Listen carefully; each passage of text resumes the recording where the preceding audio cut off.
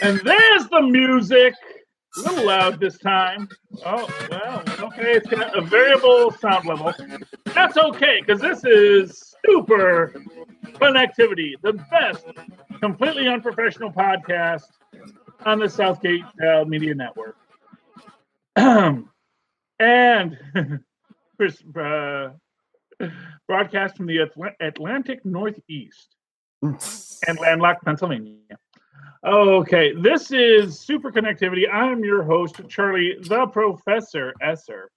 And with me once again is the Robin to my Batman, the Batman to my Robin, the Nightwing to my Damian Wayne. Fill me in Parrish. Fill me in Parrish. How do you pronounce the new Robin's last name? The actor.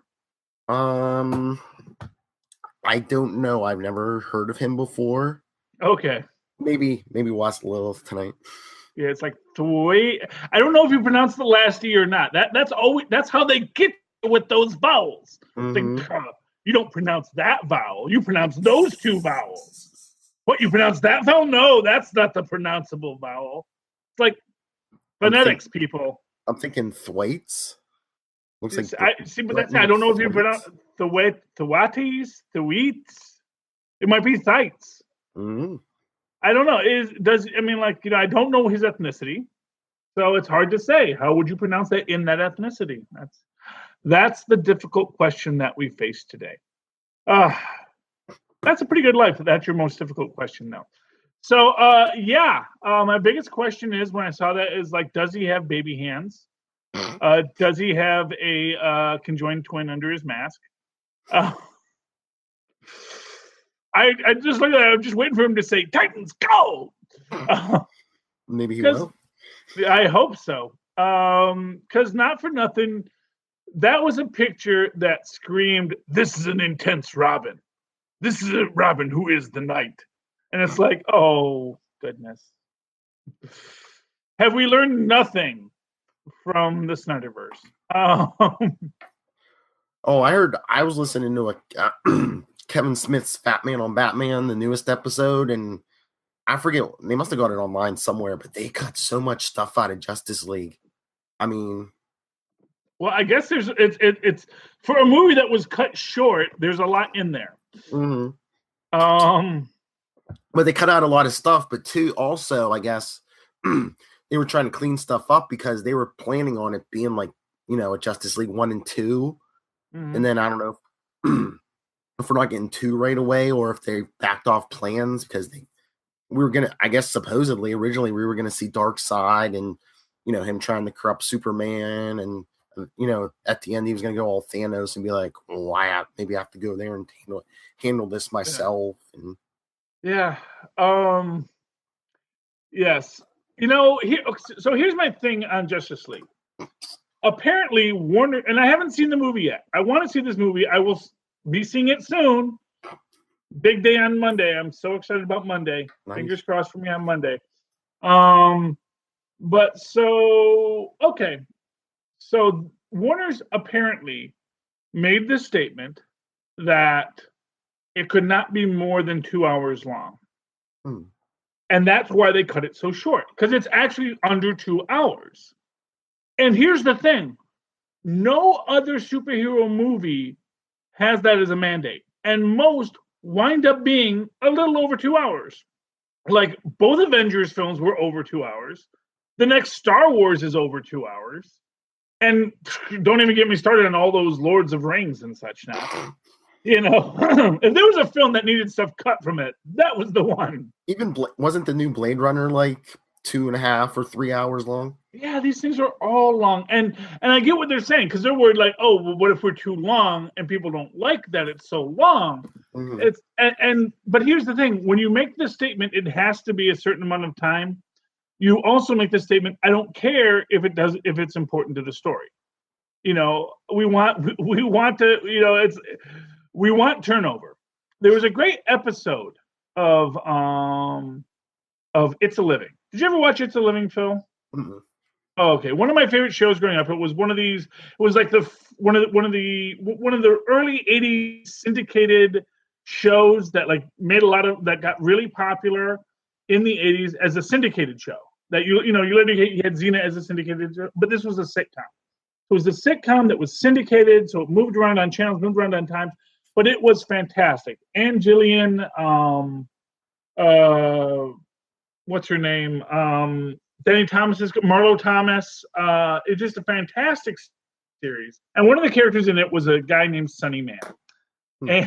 And Sonny Man was the pianist in this like hoity-toity restaurant, in this city. And they once make this mistake of because he gets fired and they hire this other pianist who is actually like a world famous pianist. He was like doing a guest spot on it. And he's like playing all these amazing things. And the problem is that people just sit at the tables and listen to him play all day. And at the end, they hire Sonny Man back. He says, look, he's a much better pianist. We don't like you as a person. But the fact of the matter is that your playing style matches with our turnover at the restaurant. So we really need to get people we don't need people sitting and listening to you.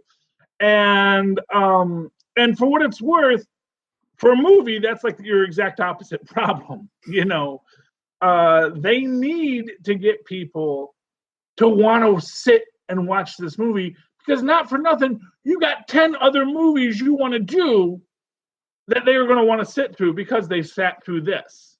You can make Ant-Man a shorter film. You don't make Avengers a shorter film. You don't make Justice League a shorter film. You say, let's tell the Justice League story. But, I guess they got bound in with Snyder. And Snyder, he likes the color blue, because he likes, he shoots day for night all the time with that blue light, and... Well, does it hurt it, too, also, that Snyder started it and Josh Whedon had to finish it? Yeah, well, and I imagine if there's any redemption to it, it's probably Whedon. Although Whedon will get the flag because now we want the Snyder cut, and all I can think of when people say we want the Snyder cut is all those people asking for the who was the guy who did the bad Fantastic Four? Josh Trank. Yeah, want the Trank cut of Fantastic Four, and then basically Fox saying, actually there isn't a Trank cut of Fantastic Four. The guy just blew it off. The guy was an idiot. And while I imagine there is a Snyder cut of Justice League, I'm not convinced it's going to be better. That's all my statement. I'm not convinced. I haven't seen anything by Snyder that makes me think, oh yeah, you give Snyder free reign and it's going to be good. I just heard there was a lot more originally before they cut down the time and everything, and like. In the what we only got like one reference to Dark Side. You got like I said, you got all this Dark Side stuff. You got a lot. I guess there was a scene where in the beginning where Barry Allen as the Flash saves Iris West. That's not in there. There was a scene with I guess in the Aquaman movie, one of the Atlanteans is played by Willem Dafoe. Mm-hmm. I guess he had a scene. They cut that out. They cut out some of the Gordon stuff. But let's break these down, okay? Flash saves Iris West. Mm-hmm. Is that important to the story, or is that important to the Flash's story? Is the saving of Iris West something you want in the Flash movie, or is it something you want in the Justice League movie? As far as Willem Dafoe being in Atlantis, is that just, hey, here's a fun celebrity cameo, or does it actually give you something that tells you, oh, here's who Aquaman is? Or here's what is happening in the story. Not for nothing. And I think this is what basically, and again, this is the circular problem of DC always having their own most famous characters to use. Everybody knows who Aquaman is. Mm-hmm. No one is, the most you're going to be surprised by is like, why does he have a beard now? Because and honestly, I guess your biggest problem with Aquaman is that he has this Justice League image from when he was on the Justice League. Not the Justice, the Super Friends image. And that's how we know Aquaman in a lot of cases. Or, God help us from Smallville.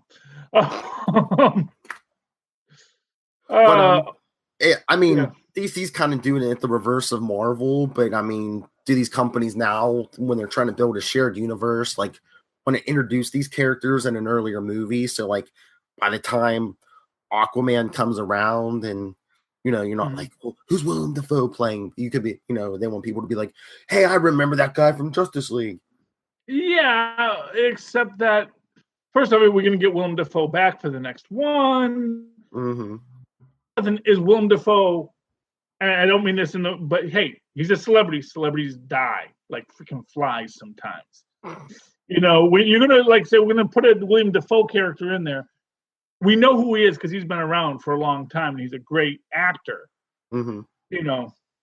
Not going to say that he's not going to say anything ill about it, but great actors fall dead all the time, and you don't want to be in that situation. It's like, oh, we wrote all this stuff for the Willem Dafoe character, that cameo, and now we got nothing for Willem Dafoe to do. And for what it's worth, is like he playing someone important? Is he, Aquaman's father? I mean, what is his character that we need to know who he is? But that's All right, here's the scene. All right. I heard there was a scene they cut out completely at the end where I guess Bruce Wayne gets a visit from 2 Green Lanterns, Tomar-Re and Kilowog. Okay, well, that's interesting. So I don't know if that's setting up a Green Lantern movie, setting up the Green Lantern movie. I don't believe they would have done that. I don't at all. Simply because, first off, Tomar-Re and Kilowog are both from the other Green Lantern film. If you wanted to do a good Green Lantern cameo, the one you send is Sinestro. He was in the movie too, though. He was in the movie? He was in that last movie. Yeah. Oh, no, I know, but he's the one that would have weight. You send Kilowog, and it's like, okay, it's Kilowog. It's that guy from the movie. You send Sinestro, it immediately sets up an interesting dynamic to it, because you have Sinestro as the greatest Green Lantern coming to the Batman, the man without fear, to be the Green Lantern of Earth, because Earth needs a Green Lantern again. And you have this idea almost where you actually could even create this wonderful take on it, where you have Sinestro and Darkseid each corrupting Batman and Superman. Think about that as a movie where Sinestro is training Batman and says, you must have no fear, and we must have might, and this thing is the thing that can kill a Kryptonian, and and it gives him that thing he wants, because that's how the devil tempts you, by giving you that thing you want. That thing you wanted, the devil says, here's that thing you wanted. And the idea of, and not for nothing, Bruce Wayne, the idea of joining that fascist regime of Sinestro, it might look good if all the criminals are being taken care of, But yeah, because we all remember what the Punisher did at the end of during whatever that movie, that comic book series we read with Captain America as a bad guy. What was that called? Secret Empire. Secret Empire. I forget. I've already read it. It's gone. I filled up my brain with comic book knowledge in 1988, and really anything after 1988, it's like, I don't know, maybe, sure, I guess so. It's all John Byrne. It's all John Byrne, man. It's full up with Stan Lee and John Byrne, man. I mean, a little bit of Fabian Narciez too, or full of Byrne. Whatever he's supposed to. Full of Byrne. I like Byrne. I don't care what anyone says. I still like Byrne. I thought he did a great job on the Thing. I thought he is my definitive Thing. And I liked Jim Shooter. I'll say it. Anyway, but so in contrast, Avengers just dropped as a trailer. First trailer, yeah. Yeah, people like that. Thanos, he's had a rough couple of years. Lost his hat. He's showing the age, man. He's like, he's pale, he's gaunt. He's like, man, I just want these dang stones. Come on, man. Just give me a freaking stone. And I am excited by it. I think them using their Thanos actually makes an interesting take, like saying, yes, you've been teasing our big bad, and now here's our big bad. And as I always say, try to rush things. Although There is a rumor, and it is just a rumor, which means it is as valid as me and Phil saying anything right now. Basically, rumors are just fanboys saying, I think they're going to do this. And everyone goes, yeah. Other fanboys go, yeah, I think they're going to do that too. And then they said, that's what they're going to do. And then it doesn't happen. It's like, why did they do that? I thought I heard a rumor. It's like, no, you started a rumor. You started a rumor that was what they were going to do. You didn't hear it. You started it, and then you told it to other people, and then they told it back to you, and that's how you heard it. That's how rumors work. But what the rumor is that DC is now actually going to do sort of turning into the skid of their darkness. And they're going to set the story up to now be building towards your Legion of Doom. That in each successive movie, we're going to introduce a rogue. And the rogue is going to be collected by our real big bad, who is Lex Luthor. Well, that plays into the one of the post-credit scenes in Justice League, where Deathstroke meets Luthor on his yacht, and Lex says, did you see their league? Don't we deserve a league of our own? And that's the other thing they. And then they get Gina Davis and Rosie O'Donnell. That's the other thing they cut. Instead of Deathstroke meeting him on the yacht, I guess the original thing was going to be Deathstroke actually breaking Lex out of Arkham. Wait, he was in Arkham? I thought he was just in prison. No, for some reason they at the end of Batman v Superman, they put him in Arkham. That was Arkham? I guess so. Yeah, that's what everyone's saying. I don't think that was Arkham. I think that was a prison. I didn't see anything to make me think that was Arkham. Well, when you see Justice League, the guards are like looking for Lex. Then it turns out he had a double there, and the guy's all crazy. Yeah. Well, no, I mean, acting like. So I think that might have been a retcon. I think originally he was just in Metropolis State Prison. Because not for nothing, his crimes were in freaking Metropolis. Why would they move him across state to Jersey and Gotham City for imprisonment? That corrupt businessman Bruce Wayne bribed somebody, maybe. Well, or that corrupt businessman Lex Luthor knew that the security at Arkham is for nothing. Yeah, revolving door. Yeah. Yeah, exactly. Literally, it's like I'd like to think a little bit. Not for nothing, King Tut gets out of there. These guys are escaping from Arkham all the freaking time. Calendar man. Yeah, really, honestly, these people, they're not good criminals, but they just get out because just an asylum, But this idea of building towards the Legion of Doom, so that basically the Justice, not for nothing. I had actually had this idea a while ago that what DC should do is, rather than ape Marvel, they should start from a universe with a Justice League, so that you have that Justice League as this idea. Now, I had this idea that basically you then show the internal corruption of the Justice League, have the Justice League break down, then you rebuild it.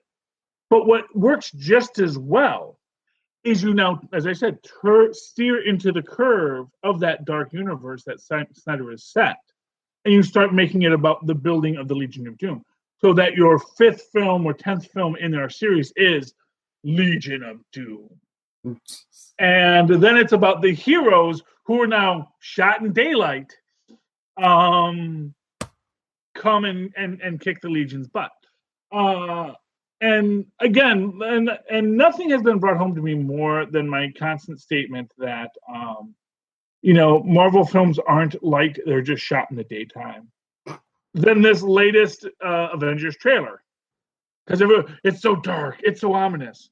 But visually, it's shot in the daytime. You see all the colors. You see all the differences of the characters. It's all bright. The matter is dark and heavy and scary.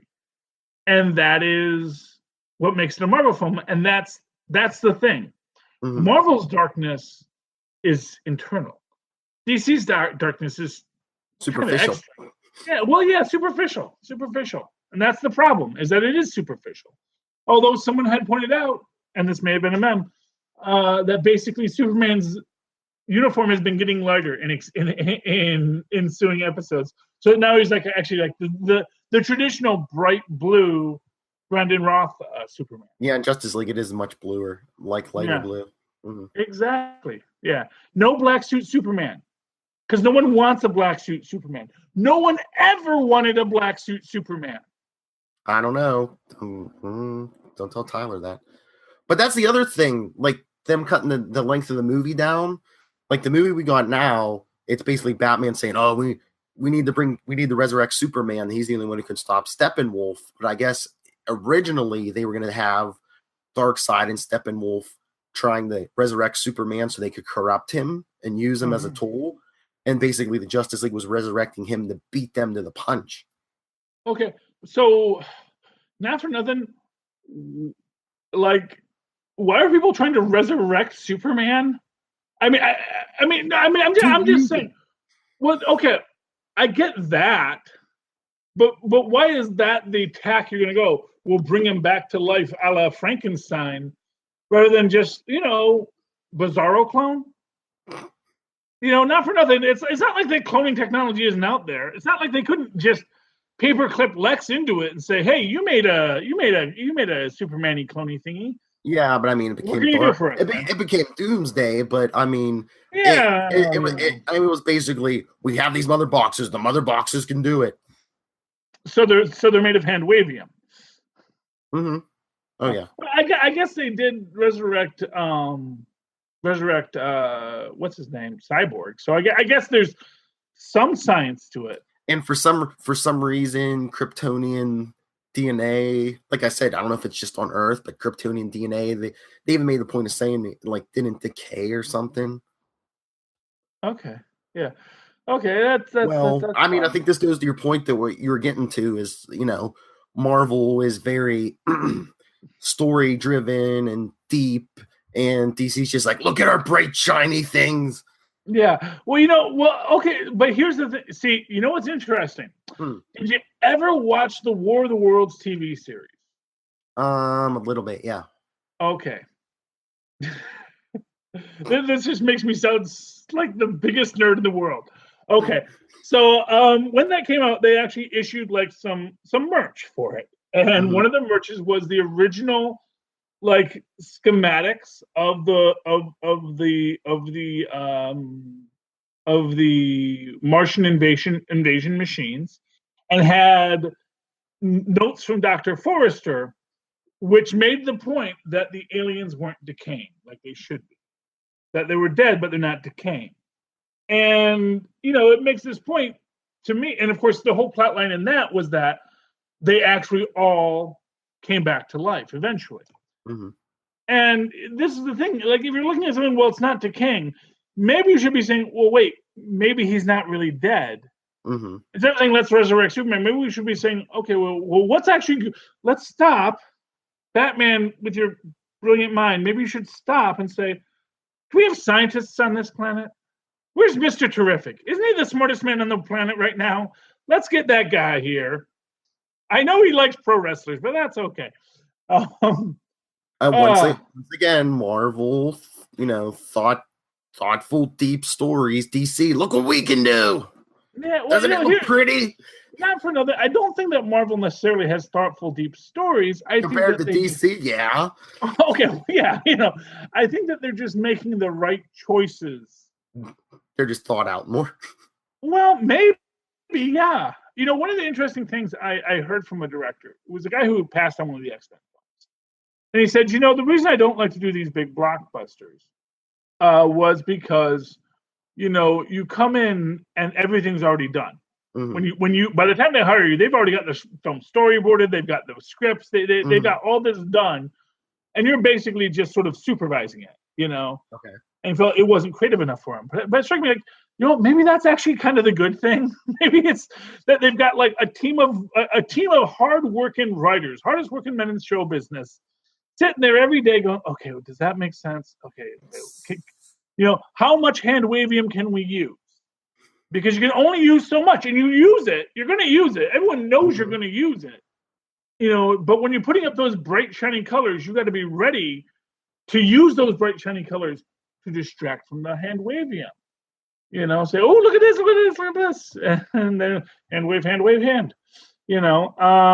Well, I mean, I think the whole thing too is Marvel went about it the right way. They did the solo movies first, then they went to the team movie. And I think that's DC's big mistake because I mean, you give us good solo stories, and then people actually give a crap about the characters by the time they get to the big, team punch up, But and not for nothing, there's a reason for that.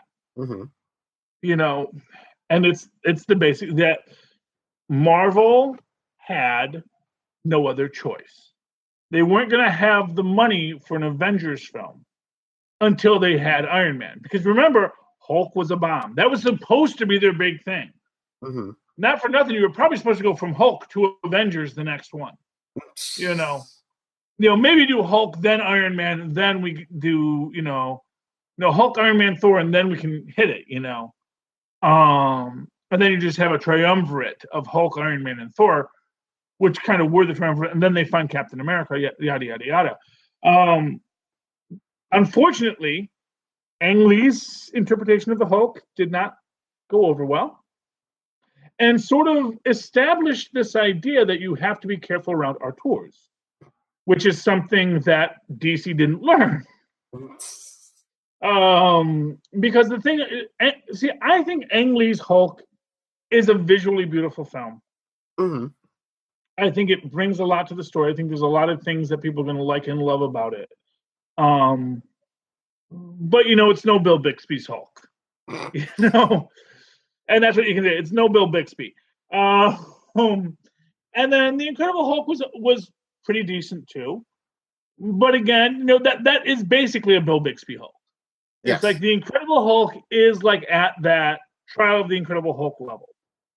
We've got that interesting thing. You get a nice big fight at the end.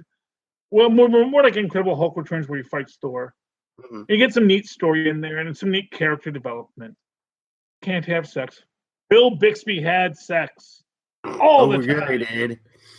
It didn't anger or outrage him. Why would it turn him to a Hulk? That's basically what it is. I think when it did the opposite. When he had it, you're like, oh, we ain't getting a Hulk scene for a while. Exactly. But if nothing else, I think maybe that's kind of a thing to make in this, is that although they did a lot more with the Hulk's child abuse storyline now, so maybe he actually has a real messed up idea of his own sexuality. Well, I think Alan Moore needs to write a Hulk. See, if there's ever a character that Alan Moore could work his magic on, it's the Hulk. Too bad he's not coming back. Nah, he might come back. Everybody needs to eat. Oh, that's true. He might. Maybe Marvel could get. I mean, I think he's down on all mainstream, but I mean, maybe Marvel could get him by saying, "Yeah, really stick it to DC. Come here and work your magic on the Hulk." Well, that's what they did in Marvel 68, and he did great on Marvel 68. But actually, I think he got lazy with it. I think with the Marvel 68, I think he just didn't want to do the work for it, because I think he was trying. The problem with Marvel 68 was he was trying to be Stan Lee. Mm-hmm. He thought of himself as a Stan Lee, that he could just write 12 books. And it's like, Alan Moore, first off, Alan Moore is a craftsman, not a worksman. Stan Lee's a workman. He can crank out those 12 stories. Some are going to be great. Some are going to be fantastic. Some are going to be middling. Some are going to be just, what are they doing? There's this thing. Have you ever actually analyzed a lot of Jack Kirby's, who is the undisputed king of comics? His sense of anatomy and perspective really waxed and waned comic to comic. Yeah. But the guy was doing like 20 comics a week, So when you get these guys who are doing these things, who are doing these multiple books all the time, they had a lot of misses. And we're in an age where everyone's doing like one book at a time, or maybe 3 or 4, like Bendis doing like 4 books. That's like unbelievable. And Bendis does like middling stories, but he's doing what Stan Lee did. He's like, I'm going to write like 6 books. And he's doing those 6 books. But sometimes they're good. Sometimes they're fantastic. And sometimes they're like, what are you trying to do here, Bendis? But that's what happens when you try to write a lot of books. But if you said to Moore, look, we want you to do a non-canonical Hulk story, because they do non-canonical Hulk stories all the time. Mm-hmm. Oh yeah. I said, look, we think you're a good fit for the Hulk. Hulk is a big bag of psychological issues. He's got sex stuff. Because you ever see read any Peter David Mr. Fix-It stuff? You think that man doesn't have sexual frustration issues? Oh jeez. No, not for nothing. I mean, that's David, man. Alan Moore's. I mean, and he works on the monster stuff. I mean, look what he did with Swamp Thing. I know exactly. I think you could. And here's the thing about Marvel: they change editorial like I changed socks. You're like, oh, got a whole different editorial now. They're doing a brand new editorial now. And right now, the best thing that new editorial could do is just say, hey, what would you do if we said you could do whatever you wanted with the Hulk? And tell them, it's a Watchmen. You do it, this whole thing, and tell you what, I promise you, we're never going to revisit that world, even in a what if. If we do, we're going to do a quantum Superman thing instead of using Dr. Manhattan like DC did when they were trying to be nice to you. That one time they tried to be nice to you, and you still were mean to them. And you work for Marvel, you don't even know who your boss is because he works under a pseudonym. Oh yeah, that's another story. That's one of those stories. I'm not sure what I'm supposed to be upset about, except that he actually created like a story, and apparently the story that the biography he gave for this character that he wrote him under is actually basically what's his name? The guy who did G.I. Joe. Oh, Larry Hama. Yeah. Larry Hama's life story. But what it is he basically what it is he created a pseudonym. Mm-hmm. As authors do, because Marvel had this rule about like who could work on what books and yada yada yada. And so he created a pseudonym, and because he was a huge fan of anime and manga, he chose a Japanese pseudonym. And then he got really popular writing these manga books. So then he said, well, I guess I got to give this. Basically, it's Remington Steele. Did you ever see Remington Steele? Yeah. That's a movie. That's a show ripe for a reboot. But do people get funny when you pick a name that has obvious ethnic connotations? Like if he would have called himself Alan Smithy, no one would have cared. Yeah. Well, no, but that's the thing. But for what it's worth, when you're picking your pseudonym, you're trying to create who your idealized self is, and because he is kind of a nippophile. That's the word. Look it up. Loves nipples. No, Nippon, which is I know. Actual name of Japan. It's a joke. I know. I'm a nippophile. He's a nippophile. Give me a slip. Yeah, but I mean, I'm not familiar with. Did he write anything else under that name, or just that one series? I think he wrote as far as I know, he wrote a few books under that name. Okay. Enough so that like that series was like his big thing, his hand series, Were they all like the anime stuff, or was it? I guess most of them were. Yeah, most of them were that Magna stuff, but that's sort of what he likes to write. I guess that's the thing is he wanted to write anime. He wanted to write Magna. And of course, as anyone familiar with it actually can point out, actually Magna is basically a humanized version of Karl Barks and the Disney style, because of course U.S. we imported all this Disney stuff into Japan after the war, and all these young artists said, "Oh, this is cool, man! I love how expressive their eyes are." I said, "Well, what if you actually instead of making them ducks, what if you made them humans?" And that's basically Magna. Mm-hmm. Is it manga or magma or? I think it's manganese. There's G's and N's in there. I don't know where you put them. I've only seen it written. I've never heard it said. But the idea behind manga is basically, what if you took Karl Barks style DuckTales characters, but made them humans, and that's manga, and that is what it is, and And it's popular because, you know, if nothing, Karl Barks was kind of a genius. Probably one of the great. Here's what I'll tell you about Karl Barks, man. That guy's stuff is worldwide. Like, it doesn't get as much play in the U.S. because we had Stan Lee. But Disney was always a multinational conglomerate. So they were putting those Karl Barks comics everywhere. And so that's why, like, in Sweden, they're like all about Daffy Duck. Or not Donald Duck, sorry. Not Donald Duck. Yeah. You kids and your crazy nipple stuff. Yeah, but that's the thing. So it's like when people want to say that, you know, manga is this Japanese cultural iconography, I was like to say, well, sort of it is, yes. Mm-hmm. You know, in the same way that jazz is an American iconography, but it also holds great roots to both, you know, African rhythmic traditions as well as, you know, Celtic rhythmic traditions. That basically it's a lot of other places that sort of wound up in one spot because of war and conquest, and then new art grew out of it, you know? But yeah, so that's Cebulowski, whatever his name is. Yeah, whatever it is. Yeah, C.B. Cebulowski. It's like because he didn't have enough C's and B's in his name, he just made his first two letters C.B. too. We can't pronounce either of his names. I can pronounce the C.B. part because it's two letters, and I can do that because I watched Sesame Street as a child. Oh, okay. Yeah, but yeah, so that's a controversy now.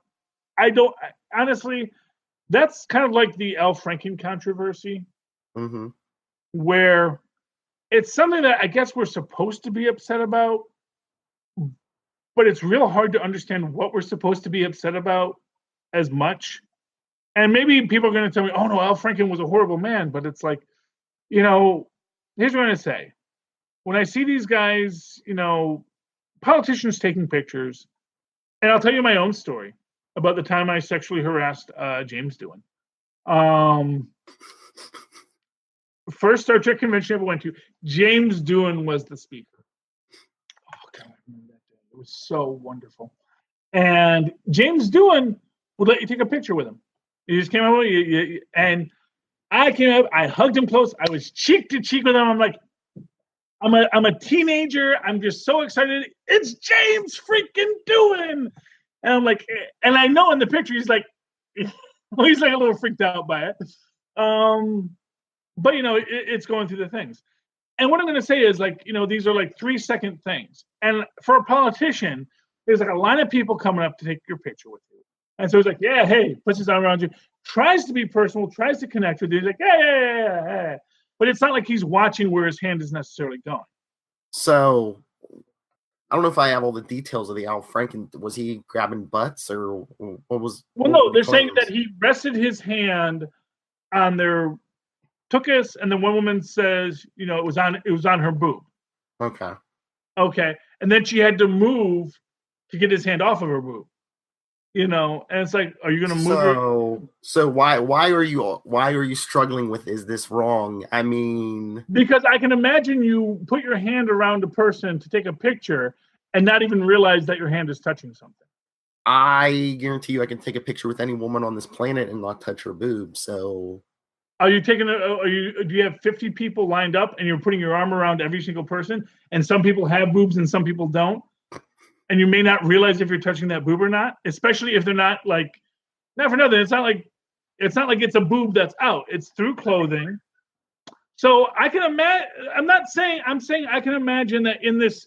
I'm not hearing this as being a guy who's constantly grabbing your boob. Yeah. I'm hearing this as a guy who puts his arm around you, trying to hold still so the picture doesn't come out crazy looking. And maybe he does touch your boob. Maybe he even realizes he's touching your boob, but he's just waiting for them to take the freaking picture so he can get your ass out of there and take the next damn picture. Because quite frankly, he's kind of sick of you crazy sycophants always trying to take your picture with him. Honestly, people, why do you think you're so awesome to me that I need to take my picture with you? Like poor James Doohan when I'm sticking my cheek next to the poor guy. I see your point, and I kind of agree with it. But to play devil's advocate, I mean, if this story came out about Trump, wouldn't you be using this opportunity to nail him to the wall? No, because he's already given us so much more to play with. That's like Trump said, "Oh, I like to grab him by the genitalia." And that's the thing. It's like, if you say, I do these things all the time. I look in on 14-year-old girls in the locker room because I can do that because I'm the boss. It's like, if someone told me, oh, I took a picture with Donald Trump and his hand lingered on my buttocks, I would be pretty much the same way. It's like, you should count yourself lucky, honestly. Like, I don't think that's what a sexual predator is doing, is letting his hand linger on your buttocks. Could have grabbed worse, yeah. Yeah, exactly. It's not like they're saying he's grabbing or cupping or no one has said he grabbed me. It's all stories, he hugged me and it was a little too close and I felt uncomfortable, which I get. Mm-hmm. I get that that's a thing, that can be a real thing. And, for what it's worth, Al Franken said, hey, look, I didn't realize I was making these women uncomfortable. I accept that I did, and I apologize for that. But, the fact of the matter is there was no malicious intent behind it. When he's kissing Leanne Tweeden on stage in a sketch, that argument is actually about an actress and an actor discussing what to do in a scene, and her, as the actress, feeling pressured to do the scene one way when she didn't want to do it, mm-hmm. which is a whole other thing. That's a real thing. And yes, actresses feel pressured to do a scene a certain way. That said, it's not like who's the guy that did The Room? The disaster. Yeah. Anyway, he's the guy who freaking hired some freaking 18-year-old actress to play his wife, made her first scene the freaking naked sex scene because he wanted to get his rocks off on it. That guy, I got no respect for. I will never watch The Room because of it.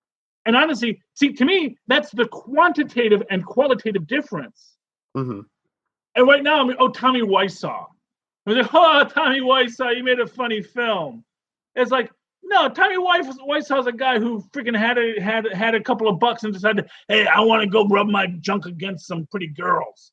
Let me hire some pretty girls and tell them that it's hot. No, Tommy Wiseau is freaking horrible. Al Franken is maybe at most a guy who's trying to negotiate a situation with women.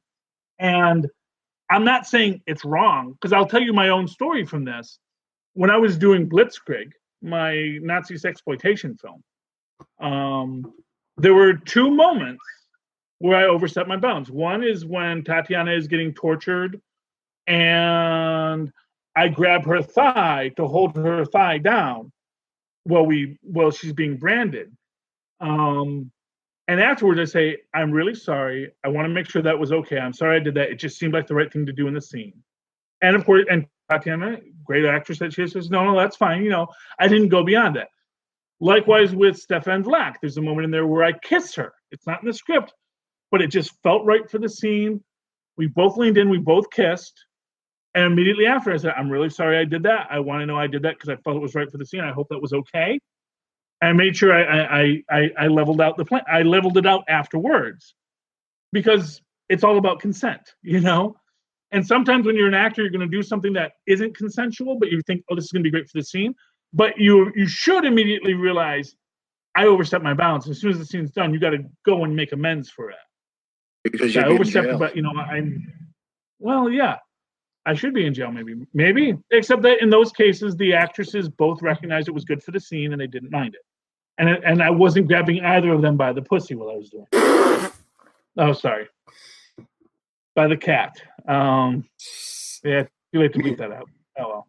We don't have a freaking timer on this thing. Anyway, let's call this out a night before I sin again. Phil, if people would like to talk to you about this nonsense, and about all the different things in the Marvel DC, and we didn't even talk about the Batman annual, which was the one comic book I read this week. We can get there in capes and lunatics. Yes. Where can they find you, Phil? Well, if you would like to discuss past or present sins of Mr. Charlie Esser, there's a lot. You can always email me, nightwingpdp@gmail.com. On Twitter, I am @nightwingpdp. For any of the Capes and Lunatics stuff, you can email capesandlunatics@gmail.com or the voicemail 614-382-2737. That's 614-38-CAPES.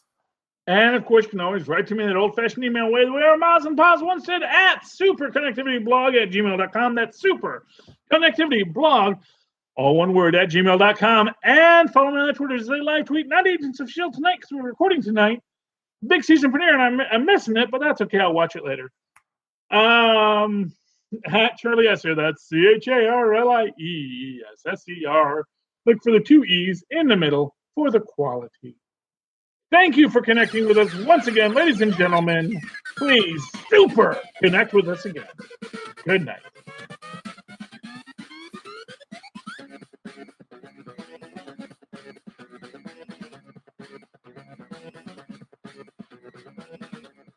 Nothing. I forgot to put my bar up. I realized that. You've got your bar. I don't have a bar. I don't have my green bar. I'll have to fix that on Capes and Lunatics. What happens when you get over 40? Yeah. I've been over 40 for almost 43. Old man. Next birthday, I'm going to be 40. You're going to, pray for me, people. Whippersnapper.